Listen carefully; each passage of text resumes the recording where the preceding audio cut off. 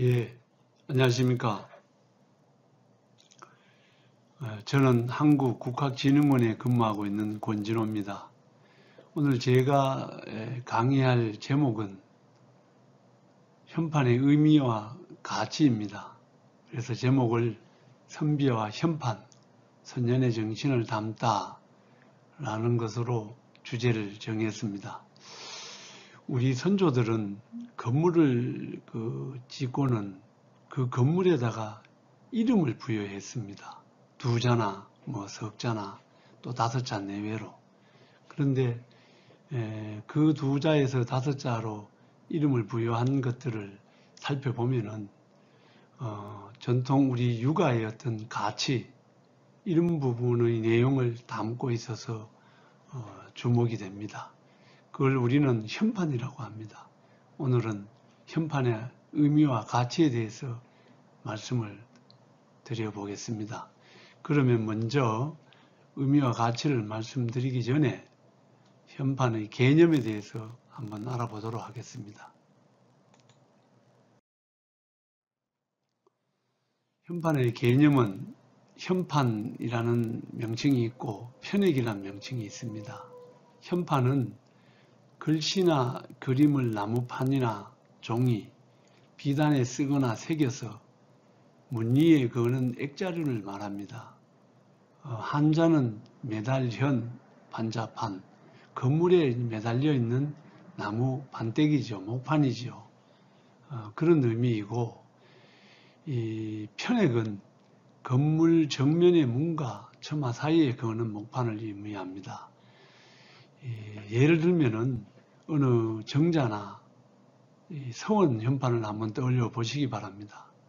이 도산서원을 예를 들면은 도산서원이라는 현판이 있고 또 그 안에는 선생이 그거하는 방의 어떤 현판이 있고 또 뭐 백록동규다 또는 국가에서 내린 사제문 여러 현판이 있습니다. 그래서 한마디로 말하면은 어느 건물에 걸려있는 나무 판자로만 걸려있는 모든 것을 의미할 때 우리는 현판이라 이야기하고 편액은 그 건물에 유일하게 그 건물을 명명하는 대표 현판입니다. 그래서 많은 현판이 걸려 있지만은 그 건물의 이름을 대표하는 도산서원 이것은 하나뿐이죠. 그래서 그것을 우리는 편액이라고 합니다. 한마디로 말하면은 현판은 건물에 거는 모든 목판을 지칭하고 또 편액은 현판보다는 좁은 의미로서 그 건물을 명명하는 현판이라고 할 수 있겠습니다.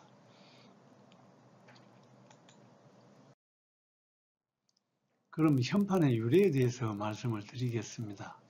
현판의 유래는 중국 진나라 때부터 진시황 진나라 때부터 유래했다고 합니다. 그런데 문헌상으로는 한고조 유방이 천하를 통일할 때 이 한나라 고제 유방 때에 그때 이 한고조를 도와서 천하를 통일한 분이 있지요. 그래서 그때의 내치를 주로 담당했던 개국공신인 소화라는 사람이 궁궐을 짓고 좌측에서는 창룡, 우측에 있는 건물에는 백호, 우리가 좌청룡, 우백호라는 것을 이제 생각해 볼 수 있는데 소화가 궁궐에다가 좌측에는 창룡, 우측에는 백호라고 써 붙였다고 합니다. 이것이 문헌상으로 우리가 알 수 있는 현판과 관련된 자료입니다. 그러면은 우리나라 현판은 언제부터 유래했는가? 물론 중국으로부터 한문이 이렇게 한자가 들어온 시기라고 할 수 있습니다. 우리나라에는 삼국시대 때 한자가 전래했다고 합니다. 한자가 전래할 때 현판도 들어왔다고 우리가 추측을 해볼 수 있는데 삼국시대 때 현판이 지금까지 남아있다고 하면은 뭐 보물 중에 보물이겠죠. 특히 우리나라는 누천 년 동안 잦은 전랑과 외침으로 그 현판이 나무로 되어 있기 때문에 또 전해진 것은 없습니다. 지금 현재 우리나라에서 가장 오래된 그 현판, 편의 글씨로는 옆에 지금 바로 보십니다마는 공주 마곡사에 있는 대웅보전의 글씨입니다. 이 대웅보전의 글씨는 바로 통일신라 때 서성이라고 하는 서성이라고 불리는 김생의 글씨입니다. 그런데 이 대웅보전의 글씨도 그 마곡사의 안내 책자에 보면은 전 김생이라고 되어 있습니다. 그러니까 김생의 글씨다라고 하지 아니하고 김생의 글씨라고 전해진다. 이렇게 소개가 되어 있습니다. 대웅보전의 글씨라고 지금 알려져 있습니다. 그리고 우리 안동을 비롯한 경북 북부 지역에는 고려시대 때의 어떤 글씨가 여러 점 남아 있습니다. 바로 공민왕의 글씨입니다. 공민왕이 안동에 한 70여일 동안 이렇게 와 계셨는데 그때 여러 건물에 글씨를 이제 썼습니다. 여기에 보이는 바로 안동웅부. 지금도 안동시청 정문에 들어가면은 안동웅부라는 현판이 딱 이렇게 멋지게 걸려 있습니다. 이 안동웅부 글씨뿐만 아니라 낙동강 상류에 있는 우리 영오루 현판, 영오루 현판도 올해 공민왕의 글씨고, 또 무량수전 배흘림 기둥에 기대어 서서라는 책 제목으로 대표되는 영주 부석사의 무량수전 현판, 또 아름다운 산인 청량사의 옆에 있는 유리보존, 이런 글씨들이 바로 공민왕의 글씨입니다. 그래서 안동을 비롯한 경북 북부 지역은 다른 지역에 비해서는 이 고려시대의 공민왕의 글씨가 이렇게 많이 남아 있습니다. 그리고 곳곳에도 지금 공민왕과 관련된 유적들이 많이 남아 있죠. 그러면은 다음은 현판의 유형에 대해 말씀드리겠습니다. 한국국학진흥원에서는 이것도 이 현판도 뭐 돈이 되는지 모르겠습니다만은 뭐 이렇게 외부 사람으로부터 손을 타고 또 보존이 잘 안 돼 훼손도 되고 해서 국학진흥원에 현판을 이제 기탁해 해준 문중들이 많습니다.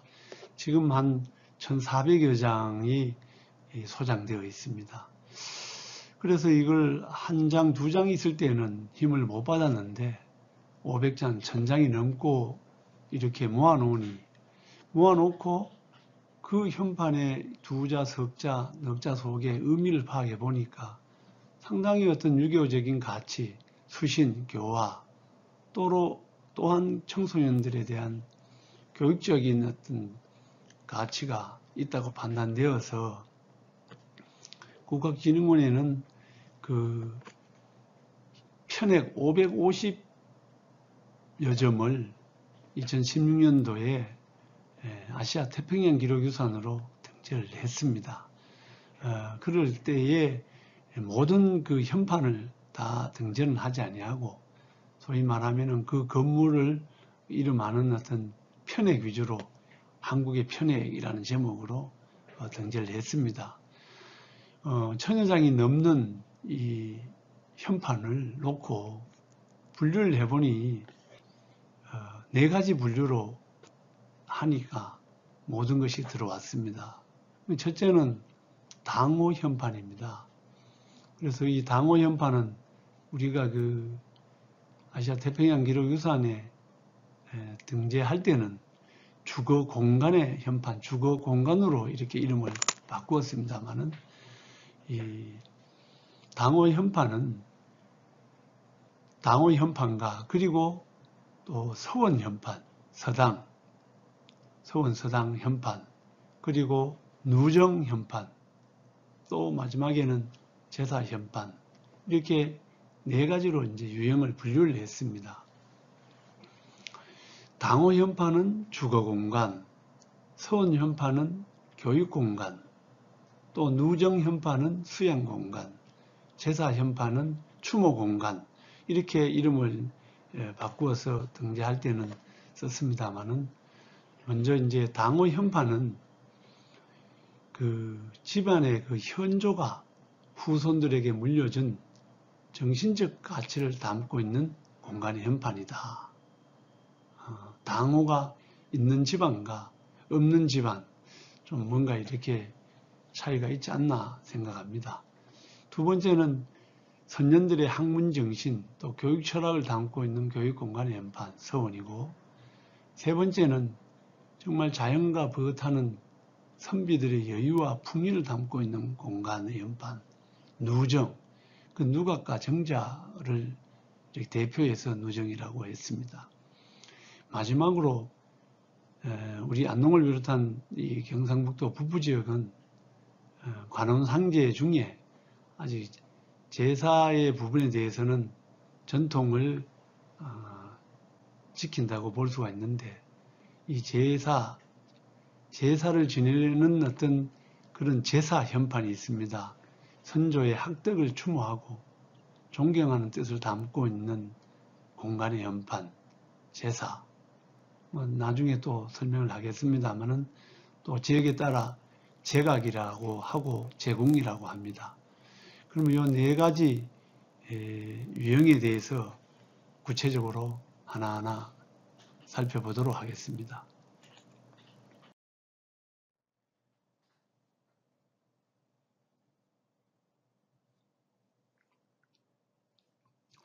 첫 번째로 말씀드릴 현판의 유형은 집안을 상징하는 명가의 현판, 당호 현판입니다. 이 당호는 거처하는 건물의 호칭인 동시에 집안 현조, 집안의 유명한 그 할아버지의 아호이기도 합니다. 이를테면은 유성룡 선생의 호가 서예입니다만은, 또 유성룡 선생의 당호 현판이 충효당입니다. 그러니까 이 충효당은 건물의 호칭인 동시에 또 현조의 아우가 되기도 한다. 이제 이런 의미입니다. 그러면 당호라고 했을 때는 뭐 분명히 당자가 많이 들어가죠. 무슨 당, 충효당, 당자가 들어가는데, 이 당자가 들어가는 것이 일반적이지만은 또 당자가 안 들어가는 당호 현판들이 많습니다. 무슨 제, 또 무슨 정, 또 무슨 헌, 무슨 와, 무슨 암, 무슨 은 등을 사용합니다. 그게 우리 예를 들어 놨습니다만은, 당호지만은요, 충효당, 당자가 들어가죠. 또 옆에 오헌이라 해서 헌자가 들어갑니다. 또 근암해서 근암 유치적의 선생의 당호인데 암자가 들어가고, 또 보백당 해서 당자가 들어갑니다. 일반적으로 당호는 당자가 들어가지만은 당자가 들어가지 않는 경우도 흔히 있다. 이렇게 말씀을 드리겠습니다. 그럼 이제 하나하나 다 설명을 드릴 수가 없습니다만은, 그 의미에 대해서 한 서너 가지를 말씀을 드리도록 하겠습니다. 이 충효당에 대해서 말씀드리면은, 이 충효당은 서예 선생이 돌아가시기 이제 석 달 전에 자제들을 불러놓고 이제 마지막으로 말씀을 이제 합니다. 말씀을 하는 유언을 남기는데, 일반적으로 뭐 산문으로 유언을 남기는 것이 아니고 7원 6원시, 7원 7자로 된 6행의 그 유시, 그 유언시를 남깁니다. 그 유언시를 남기는데, 그 마지막에 다섯째, 여섯째 구절을 보면은 면이 자손 수신전, 충효지회 무사업, 이런 구절이 있습니다. 그 서희선생이 5구절에 참 자손들아 모름지기 힘쓸 것은 충효지외 무사업, 충효 이외의 일은 뭐 달리 할 사업이 없다. 이렇게 해서 서희선생이 마지막 돌아가시기 석 달 전에 이 자녀들에게 유언시를 남깁니다. 그래서 이 사나이로 남자로 태어났으면은 충효 이외에는 달리 뭐 할 사업이 없다. 잘 아다시피 충은 자식이 부모에게 행하는 어떤 뭐 자연스러운 어떤 효의식이겠죠. 그래서 효자난 집안에 충신난다고 해서 효와 충은 또 불가분의 관계입니다. 서희선생이 돌아가시기 석 달 전에 이 충효지외 무사업이라는 유언시를 남긴 이후에 아들 수암 유진의 어떤 선생의 어떤 수암집을 보거나 또는 그 졸제 손자 졸제 유원지 또 그 이후에 증손자 유의화 그래서 그 후손들의 어떤 문집 속에는 충효 두 글자에 대한 의미에 굉장한 부연 설명을 해놓고 있습니다. 서희선생이 충효 두 글자가 후손에 의해서 하나의 집안의 어떤 가풍이 되어버렸습니다. 각 연원이 되었습니다. 그래서 우리가 현재 서희선생 마을인 하회 마을을 가면은 충효당이라는 굉장히 어떤 넓은 서희선생 종택이 있습니다. 그런데 그 충효당은 서희선생이 살았을 당시에는 그런 집이 없었습니다. 그 집은 서희선생이 돌아가시고 난 다음에 아들에 의해서 또 이렇게 손자에 의해서 안채가 만들어지고 증손자에 의해서 사랑채가 만들어지고 또 그 고손자에 의해서 병조 판서의 어떤 유상조에 의해서 바깥 그 출입문의 행랑채까지 만들어지는 겁니다. 그래서 서희선생은 그 지금 후손에 의해서 5대에 걸쳐서 지금 우리가 보고 있는 충효당이 이루어지는 겁니다. 당시에는 서희선생 당시에는 우리가 그 낙동강 건너 보면은 부용대라는 그 바위가 있습니다. 그 오른쪽에 보면은 옥연정사라는 우리가 옥연정 정사가 건물이 있습니다. 만년에 내려오셔서 또 모함을 받아 내려오셔가지고 그 옥연정사에 주로 계시면서 그 7년의 어떤 걸쳐 정말 그 임진왜란의 임진전쟁의 어떤 실상을 사실적으로 생생하게 집필했던 그런 곳이 바로 이 낙동강 건너에 있는 옥연정사입니다. 옥연정사에서 그 유명한 징비록이 저술이 됩니다. 우리는 그 서희선생의 어떤 그 뭐 흔적이랄까 뭐 그런 정신을 좀 더 가깝게 이렇게 느끼시려면은 이제 하회 마을의 어떤 충효당보다는 건너 부용대 아래에 옥연정사를 가보시는 것이 또 서희선생의 어떤 그 남긴 흔적을 직접 또 체험해 볼 수가 있지 않은가. 바로 그 뒤에는 더 부용대라고 해서 바로 부용대 위에 올라가면은 하회 전체를 또 우리 조망할 수가 있습니다. 이 서희선생은 만인지야, 일인지야, 만인지상의 어떤 영의정으로서 또 국난에는 도 채찰사로서 정말 목숨을 초계처럼 바칠 그런 어떤 나라를 위해서 헌신을 했습니다마는 만년에는 굉장히 쓸쓸하게 돌아가셨습니다. 또 이 지역의 그 즈음에 대홍수가 나서 하회 마을이 거기에서 옥연정사에서 좀 심리 골짜기로 하에 풍산 골짜기 중대사 밑에 들어가서 초가 3칸을 지었습니다. 그래서 그걸 우리는 농한제라고 명명을 냈습니다. 그 세 칸의 어떤 초가집을 짓고 그 이름을 농한제라고 해서 또 서해 선생이 농한제의 어떤 의미를 철학적인 의미, 사상적 의미를 정말 부여했습니다마는 그처럼 서해 선생은 만년에 굉장히 좀 쓸쓸하게 돌아가셨다. 그리고 제가 뭐 다 본 건 아닙니다만은 서해 선생의 어떤 문집을 보면은 그 만년의 지은 시를 보면은 굉장히 좀 쓸쓸한 감이 느껴지는 그런 시들이 많이 지었습니다. 그리고 두 번째는 이 오은이라고 하는 현판인데 이 현판에 또 오흔 하면은 이 내 집이지 않습니까? 바로 뭐 내 집은 나의 집입니다. 우리 영주에 무선마을이라고 있는데 수돌이라고 합니다. 그 하회마을이나 이 무선마을이나 이 물길이 이렇게 S형으로 산태극, 수태극처럼 마을을 감싸돈다. 이렇게 해서 수돌인데 여기에 이제 반남박씨 박재현이란 분이 벼슬을 하고 만년에 와서 집을 짓고 그 명명을 오은이라 내 집이다. 아주 그 소박하게 이름을 붙였습니다.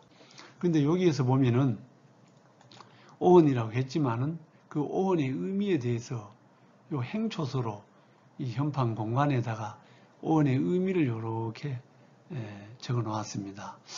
제가 현판을 본 것 중에는 이런 현판은 아직까지 처음 보는데 그 오은의 의미를 부여하기 위해서 이 박재현이라는 분은 바로 그 진나라 동진의 도연명의 식구를 가져옵니다. 이 앞부분에 보면은 도연명의 어떤 식구에서 무새들도 온갖 새들도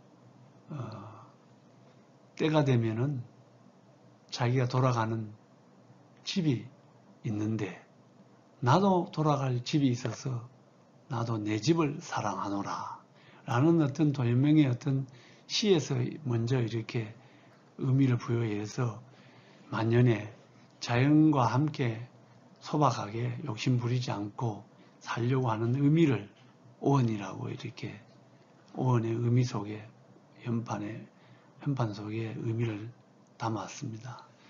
근데 보면은 요 뒤에 보면은 누가 적었냐?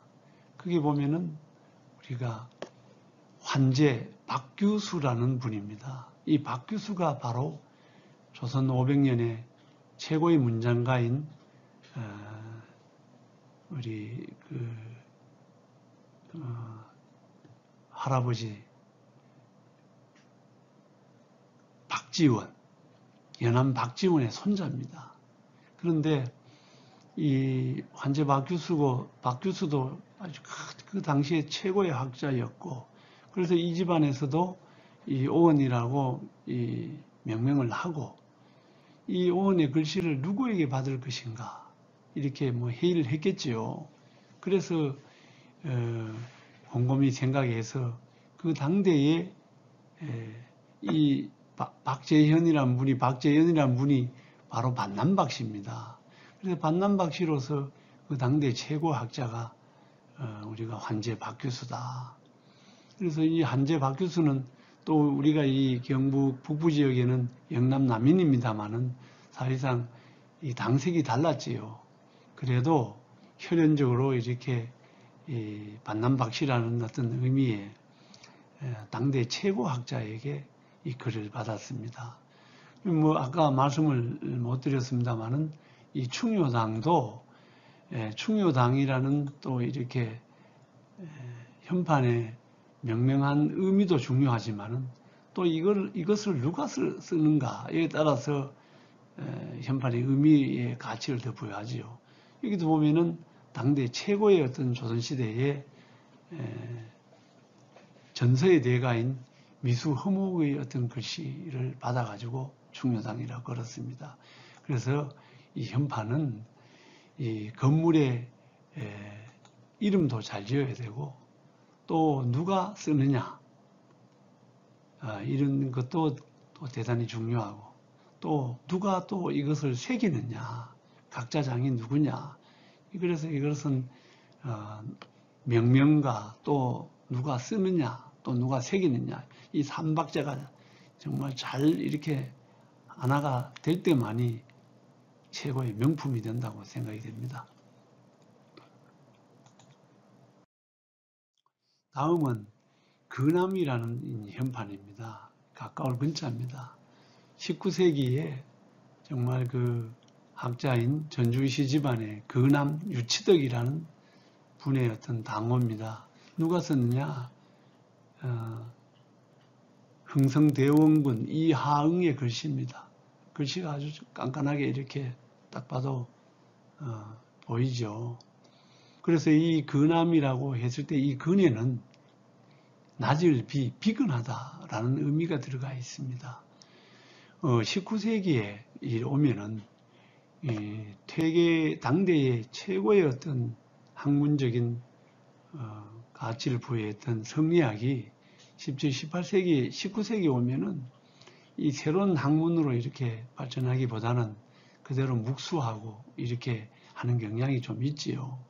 탁상공론으로. 그래서 근암 유치덕은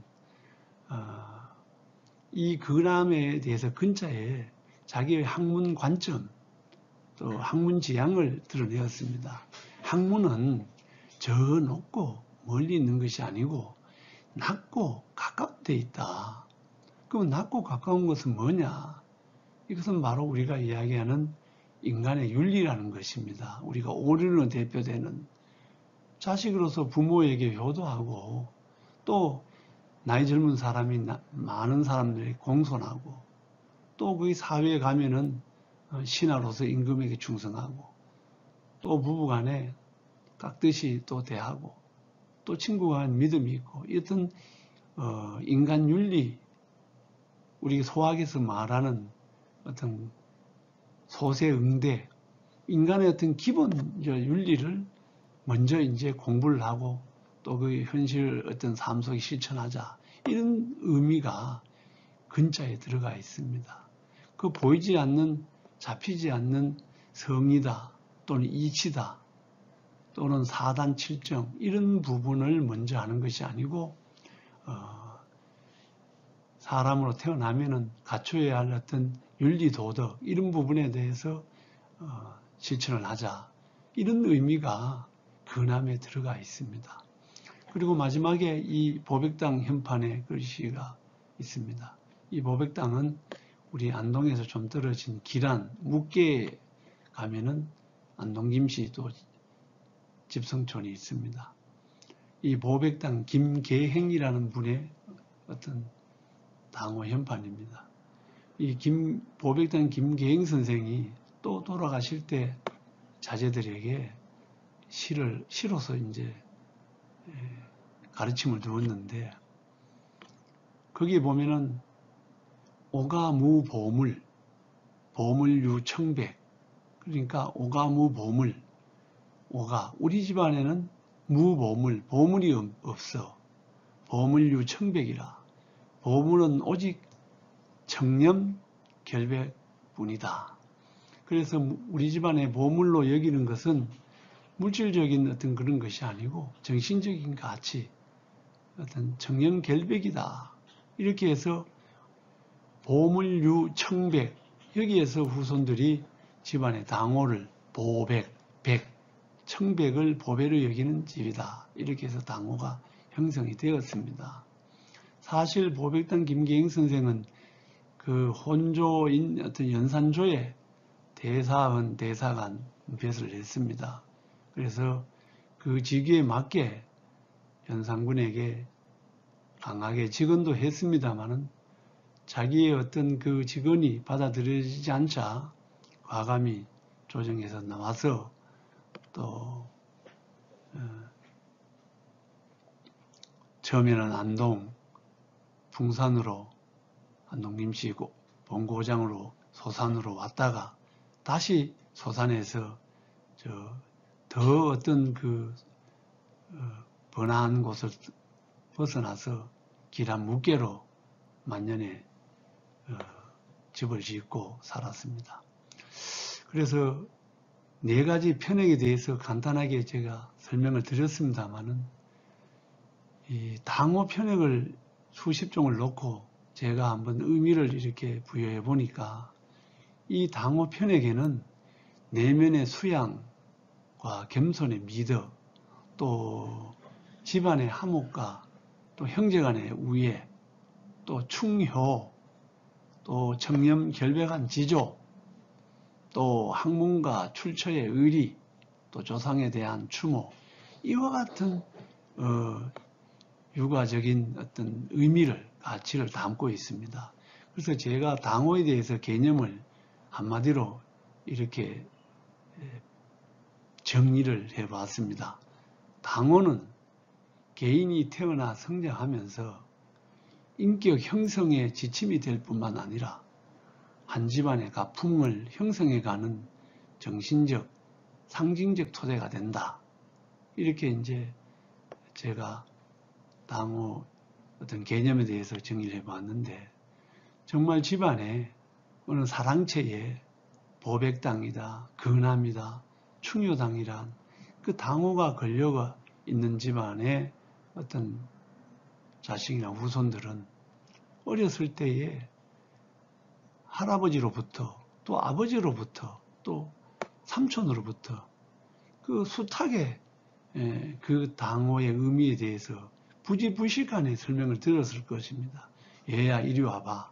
저기 걸려있는 이 현판이 멧돼지 할아버지가 이런 의미로 써놔서 이런 이야기들을 어릴 때는 몰랐지만은 그 참 부지불식간에 숱하게 이렇게 사랑채를 드나들면서 집을 출입하면서 어른으로부터 이 당호 현판의 의미를 들었을 것입니다. 그래서 저는 이 당호가 있는 집안의 자식들은 사고를 쳐도 좀 격조 있게 치지 않느냐.